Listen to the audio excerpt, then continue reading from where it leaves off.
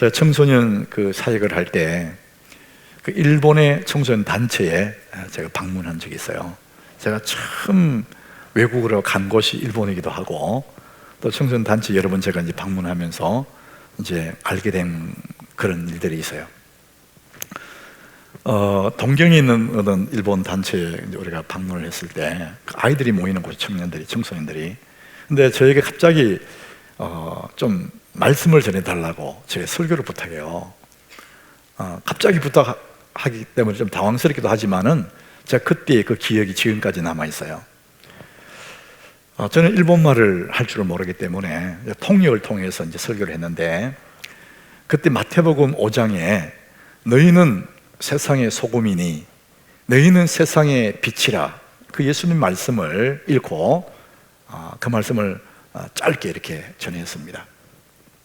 저는 그 젊은 그 청소년들에게 이 너희는 세상의 소금이다, 빛이다는 이 말씀을 전한 이유가 있어요. 모든 엄마들이, 모든 아이들이 자기는 이 다음에 무엇이 될 것인가, 거기에 관심이 있어요.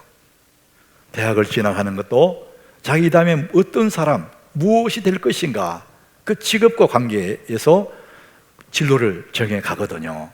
모두의 바람이 무엇이 될 것인가, 그렇습니다. 그런데 성경은 우리의 직업에 대해서 말씀하지 않아요. 무엇이 될 것인가 말하지 않습니다. 소금, 빛, 이것은 존재의 모습을 얘기하는 것이지, 어떤 사람, 존재를 얘기하는 것이지 무엇, 직업을 얘기하지 않습니다. 우리는 자꾸만 무엇이 되고 싶어 해요. 의사가 되고 싶어 하고, 공무원이 되고 싶어 하고, 이런저런 무엇이 되고 싶어 해요. 그런데 성경은 한 번도 우리에게 무엇이 되라고 말하지 않습니다. 어떤 사람, 존재, 그것을 말하는 거예요. 오늘 저는 이 말씀의 제목이 품격 있는 사람, 이런 사람이 존귀한 사람이다. 이것은 어떤 직업을 말하지 않습니다. 어떤 직업을 가졌든지 그 직업 안에 있는 나라는 존재가 품격이 있는 사람, 이제 그것이 오늘 말씀의 핵심이죠. 자, 오늘 저는 이 잠언 30장의 아굴의 기도, 이 본문을 선택을 했어요. 이 아굴이라는 사람은 지혜자입니다. 우리는 그거 이상으로 알 도리는 없어요. 성경이 말하지 않기 때문에. 그런데 이 아굴은 틀림없이 하나님을 사랑한 사람이 틀림이 없는 거죠. 이 사람이 평생을 기도한 기도의 제목 두 가지를 오늘 본문에서 드러내고 있습니다. 오늘 본문의 7절을 우리 한번 보겠습니다. 내가 두 가지 일을 주께 구하여 사오니 내가 죽기 전에 내게 거절하지 마시옵소서. 이 사람은 지금까지 두 가지 일을 주님께 기도했습니다. 구해왔습니다. 그리고 지금도 구하고 있고, 내가 죽기 전까지 이 기도 응답되기를 열망했던 사람이에요. 그 기도 제목 두 가지가 무엇인지를 그 다음 절에 설명합니다. 우리 같이 한번 읽어봅니다. 곧 헛된 것과 거짓말을 내게서 멀리 하옵시며 나를 가난하게도 마옵시고 부하게도 마옵시고 오직 필요한 양식으로 나를 먹이시옵소서. 이 긴 문장이지만 두 가지잖아요. 하나는 헛된 것에 거짓말하지 않기를, 그리고 너무 부자가 되거나 너무 가난하게 되는 그거 말고 그저 일용할 양식으로 만족하며 사는 것, 이 두 가지 기도의 제목을 이야기를 해요. 이것을 한마디로 함축한다면은 품격 있는 사람으로 살게 해주십시오, 그런 기도 제목입니다. 사람들은 품격 있다 그러면은 지위나 능력이나 인기나 어떤 포지션, 이것으로 생각하는데 그렇지 않습니다. 품격은 그런 게 아니에요. 품격은 한결같은 사람. 어떤 일에 한결같은 사람이냐? 말에나 태도에 한결같은 사람이 품격 있는 사람이에요. 사람들은 오늘 이 아굴의 기도처럼 허탄한 일에, 헛된 일에 욕심을 부리면서 말을 바꾸고 거짓말해요. 자기의 이익을 위해서는 언제든지 말을 바꾸고 언제든지 태도를 바꿔버리는 이게 연약한 인간의 모습이거든요. 그러나 신실한 그리스도인들, 품격 있는 사람들은 상황에 따라 말 바꾸는 게 아니에요. 언제나 품격 있는 모습으로, 언제나 그리스도인의 모습으로 살아가는 것이죠. 헛된 것과 거짓말을 내게서 멀리 하옵시고, 절대 자기는 어떤 헛된 이익 때문에 내가 좀 손해 날까봐 말 바꿔버리고 얼굴 바꿔버리고 태도를 바꿔버리는 그런 사람이 아니라 변함없는 태도가 분명한 그런 사람으로 살게 해달라, 이런 얘기를 합니다. 구약에서 가장 품격 있는 사람을 뽑는다면 다니엘입니다. 다니엘은 성경에 와서 우리 허물이 없는 것 같아요. 이 사람은 이스라엘에서 포로로 바빌론에 잡혀가잖아요. 남의 나라에 가서도 하나님 은혜로 총리가 돼요. 그러니까 거기 있는 그 많은 정치하는 사람들이 시기와 질투가 막 뭘까지 찬 거예요. 아니, 저 사람을 어떻게 총리시키냐, 그죠? 그래서 이 사람을 끌어내리려고 샅샅이 조사한 거예요. 뒷조사를 한 거예요. 다 뒤져본 거예요. 근데 허물이 발견되지 않는 거예요.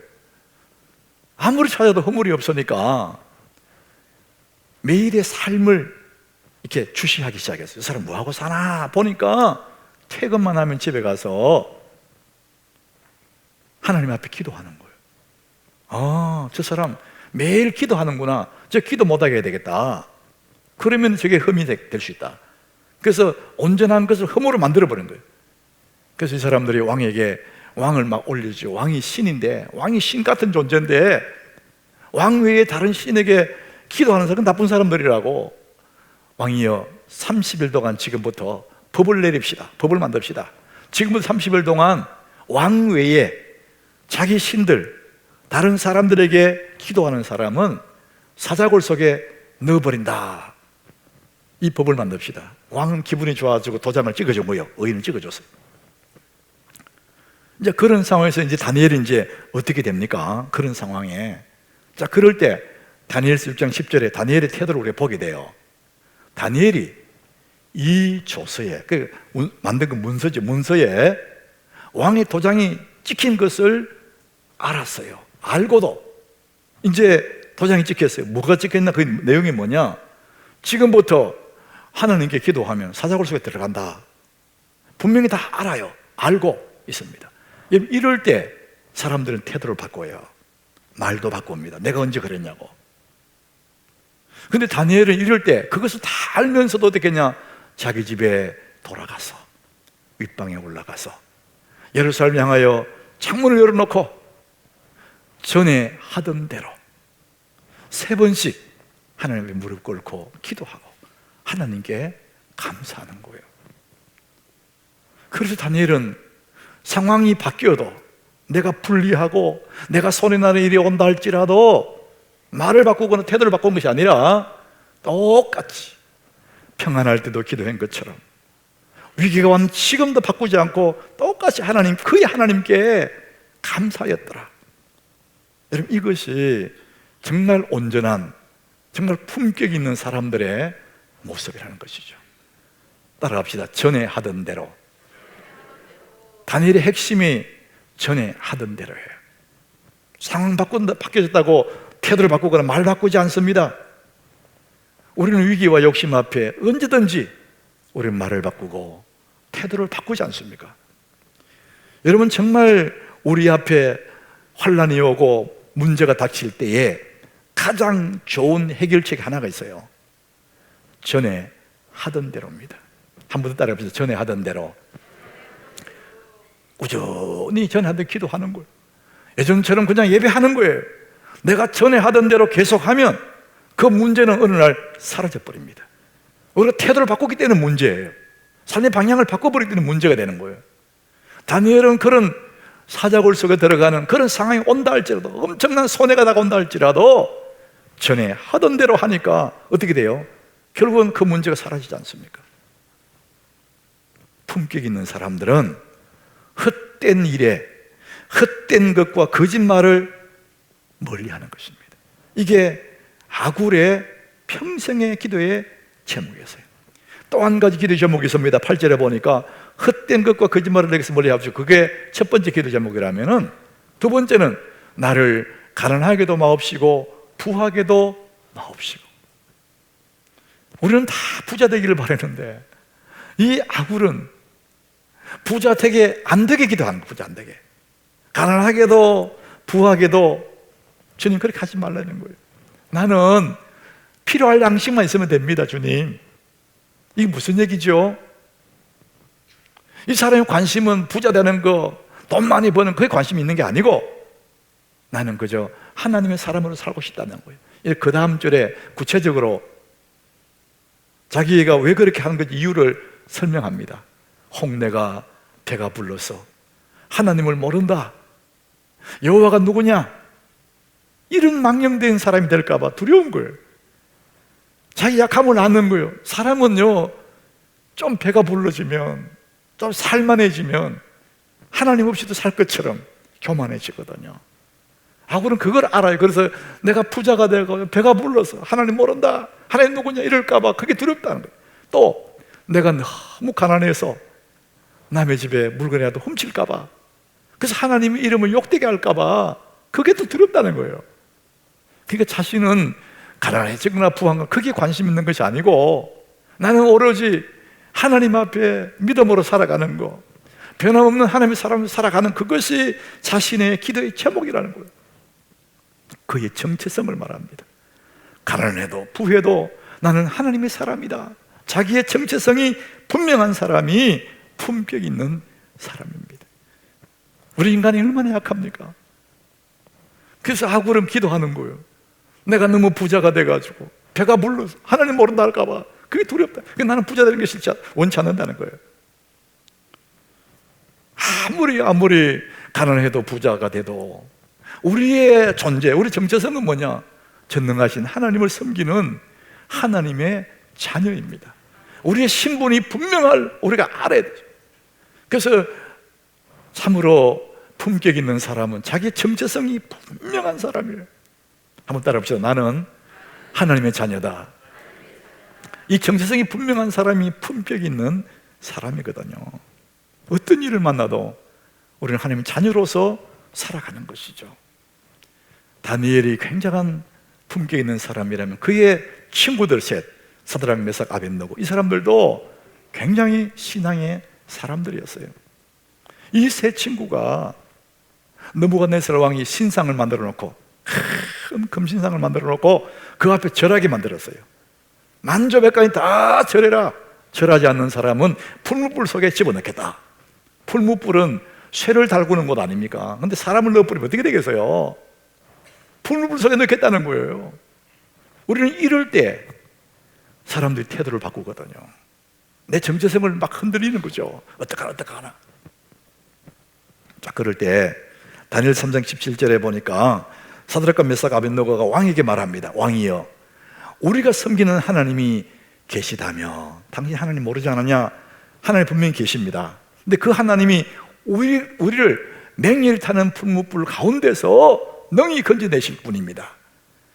왕의 손에서도 충분히 건져내실 분입니다. 당신이 대단한 군자의 힘이 있다고 생각하지만 우리 하나님은 당신 손에서도 건져내고 맹렬히 타는 풀무불 속에서도 건져낼 겁니다. 이런 믿음의 고백을 해요. 그 위험 앞에, 생명 걸려있는 그 위험 앞에서 자기의 정체성, 하나님이 사람이라는 걸 분명한 고백을 해요. 대단한 믿음의 사람이잖아요. 물질 앞에만 머리 숙이는 것이 아니라 사람이 위험 앞에도 머리 숙이거든요. 믿음을 고백을 합니다. 더 대단한 믿음, 더 큰 믿음은 그 다음 절이에요. 우리 같이 한번 읽어봅니다. 그렇게 하지 아니하실지라도 왕이여, 우리가 왕의 신들을 섬기지도 아니하고 왕이 세우신 신상에 절하지도 아니할 줄을 아옵소서. 분명히 하나님은 우리를 풀무불에 건져내시겠지만 만약에 그렇게 하지 아니하실지라도, 하나님 다른 계획이 있어서 우리를 풀무불 속에 안 건져주신다 할지라도 우리는 하나님의 사람이기 때문에 그 신상 절할 수 없습니다. 이런 고백을 하는 거예요. 정말 믿음의 고백은, 정말 믿음의 사람은 이런 겁니다. 여러분들이 기도하다가 내 생각대로 안 되면 실망하죠. 하나님 내 기도 안 들으시네. 하나님 내게 관심이 없는가 봐. 하나님 안 계시는 거 아니야? 풀불 속에 건져달라고 기도했는데 들어가게 되면 실망하는 거예요. 진짜 올곧은 믿음은 그리 아니하실지라도 하나님이 나를 풀불 속에 들어가게 만드시고 거기서 타서 죽게 만든다 할지라도 나는 하나님을 섬기겠다. 그렇게 하지 아니할지라도 이 믿음이 우리에게 필요한 것입니다. 사실 우리가 우리 마음으로는 그게 들어가지 않고 싶죠. 안 들어가고 싶죠. 이 세 친구도 얼마나 기도했겠어. 생명 걸고 하나님 안 들어가게 해주세요. 안 들어가게 해주세요. 그런데 결국 집어넣어 버리거든요.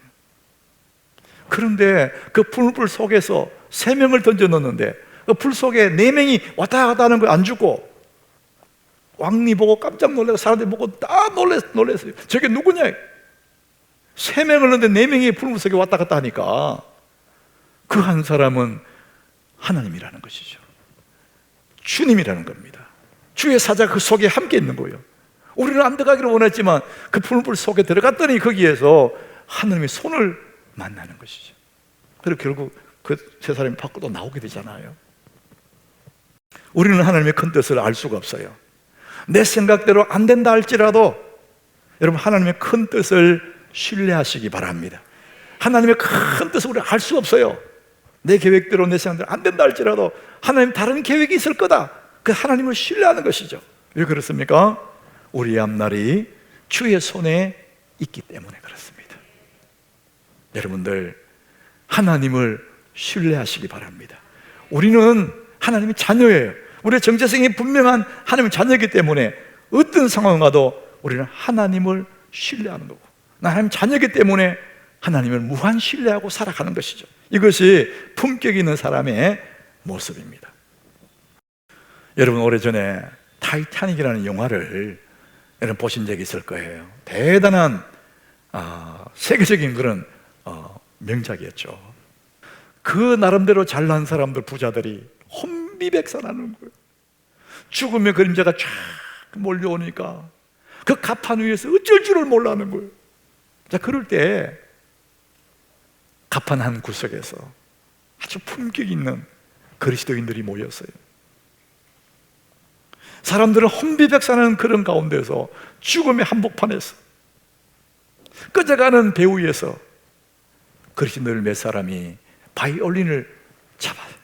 그리고 찬양을 연주를 해요. 우리가 새벽마다 부르는 내 주를 가까이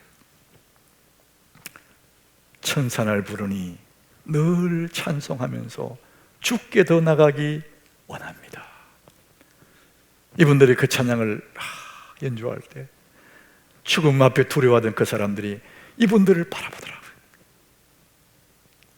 정말 우리 그리스도인들은 이 땅에 살 동안에도 품격 있는 그리스도인을 살아야 되겠지만 내 삶이 다 끝나고 이 세상을 이별하는 그 순간에도 하나님의 자녀로 아름답게 그렇게 주님 앞에 가면 얼마나 좋을까? 저는 그런 생각을 해봐요. 우리 젊은 사람들은 잘 사는 것에 관심이 많아요. 웰빙 그러잖아요. 그 나이가 들어가면 잘 죽는 것, 웰다잉이잖아요. 잘 죽는 것에 관심을 둬요. 마지막도 내가 이 땅에서 품격 있게 살다가 이 세상 떠나가는 마지막 날도 우리가 늘 부르던 찬송처럼 천성에 가는 길 험하여도 생명길 되나니 은혜로다. 천사날 부르니 찬송하면서 주께 쫙 나간다. 여러분 한번 상상해 보세요. 얼마나 황홀합니까 여러분? 이 사람이 바로 하나님의 사람들입니다. 품격 있는 사람들의 모습이 바로 그겁니다. 세상 사람들은 교회를 욕해요. 믿는 사람들을 뒤에 손가락질해요. 그렇지만 어느 날 어느 시가 되면 그들도 교회를 바라보게 될 겁니다. 세상의 소망이 다 끊이는 그 순간에 여러분의 모습을 보면서 소망에 있는 여러분의 모습을 보면서 위로를 받으려 할 거예요. 우리는 언제나 품격 있는 그리스도인으로 세상을 떠나는 마지막 날에도 품격 있는 사람으로 그렇게 떠나가는 사람들, 그 사람이 바로 하나님의 사람들. 나는 하나님의 자녀입니다. 자, 그래서 우리에게는 품격 있는 그 사람에게는 인생의 시크릿, 인생의 비밀을 가지고 있는 것이죠. 성경에 보면 하나님의 비밀은 그리스도라 그랬어요. 우리는 하나님 비밀인 그리스도를 우리는 우리 가슴에 품고 있는 사람들입니다. 하나님 비밀을 맡은 자들 아닙니까? 우리의 본성은 너무나 실망될 만한 인간이지만 향기 나는 사람을 어떻게 만들어주셨을까? 골로새서 2장 6절에 이렇게 말합니다. 같이 읽어봅니다. 그러므로 너희가 그리스도 예수를 주로 받았으니 그 안에서 행하되, 우리의 존재를 말합니다. 우리는 그리스도 예수를 주로 받았기 때문에 우리는 하나님의 자녀입니다. 그래서 그 안에서 행하되 어떻게 살 것이냐? 그 다음 절에 이렇게 말합니다. 그 안에 뿌리를 박으며 세움을 받아 교훈을 받은 대로 믿음 위에 굳게 서서 감사함을 넘치게 하라. 우리는 하나님의 자녀이기 때문에 우리 존재는 변함이 없어요. 그러나 우리는 그 안에 뿌리 내리고 믿음에 굳게 서서 감사함을 넘치게 하는 거죠. 우리 가슴에 감사를 품고 있으면요, 얼굴이 따뜻해집니다. 우리 마음에 감사를 풍성하게 안고 있으면 우리 목소리가 굉장히 다정한 목소리가 나옵니다. 우리 가슴 속에 감사를 넘치게 품고 있으면 그 사람의 인격이 향기롭게 이렇게 흘러나옵니다. 감사함을 넘치게 하라. 그래서 세월이 가면서 우리 얼굴은 점점 주님을 닮아가게 되고, 나를 아는 많은 사람들이 나를 바라보면서 나에게서 예수님을 알아가게 되는 것입니다. 감사함을 넘치게 할 때. 사랑하는 여러분, 우리는 하나님의 자녀입니다. 그리스도 안에서 하나님의 자녀가 되었습니다. 우리는 이미 존귀한 자입니다. 그런데 우리 일생의 과제가 뭐냐? 우리의 존귀하신 그 주님의 모습이 내 삶에 나타날 수 있도록 품격 있는 사람으로 발전시켜 나가는 거죠. 내 인생의 작품을 만들어가는 것이죠. 그 핵심 키가 뭐냐? 감사하는 것이죠. 감사가 넘치도록 만드는 것입니다. 왜 그렇게 해야 됩니까? 빌립보서 1장 20절에 이렇게 말합니다. 우리 같이 읽어봅니다. 소망을 따라 아무 일이든지 부끄러워하지 아니하고 지금도 전과 같이 온전히 담대하여 살든지 죽든지 내 몸에서 그리스도가 존귀하게 되게 하려 하나니. 살든지 죽든지 그랬어요. 아굴은 가난하든지 부하든지, 가난하게 목표가 아니고 부하게 목표가 아니고 하나님 자녀로 살아가는 것이 아굴의 기도였어요. 오늘 빌립보서에서는 바울은 살든지 죽든지 그랬어요. 사는 것 죽는 것에 목적을 두는 것이 아니라 자신의 몸에서 그리스도가 총키게 되는 것이 그의 삶의 목표라는 거예요. 여러분, 오늘 이 말씀을 우리 가슴에 한번 새겨보세요. 우리는 자꾸만 부자 되려고 하니까 안절부절하는 거예요.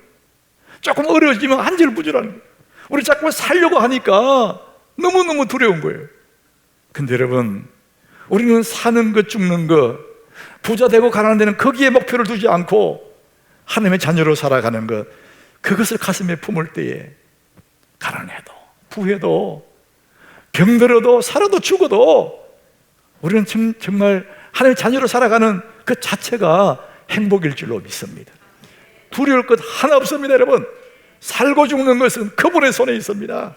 나의 인생이 그의 손에 있기 때문에 살고 죽는 것에 내 마음을 두는 것이 아니라 나의 인생의 목표는 오로지 살든지 죽든지 가난하든지 부하든지 내 몸에서 그리스도가 존귀게 되는 것. 품격 있는 사람은 존귀하다는 겁니다. 우리 하나님께 모든 성도들이 그리스도가 존귀게 되는, 그래서 품격 있는 그리스도인으로 멋지게 살아가는 여러분 되시기를 주의 이름으로 축복합니다.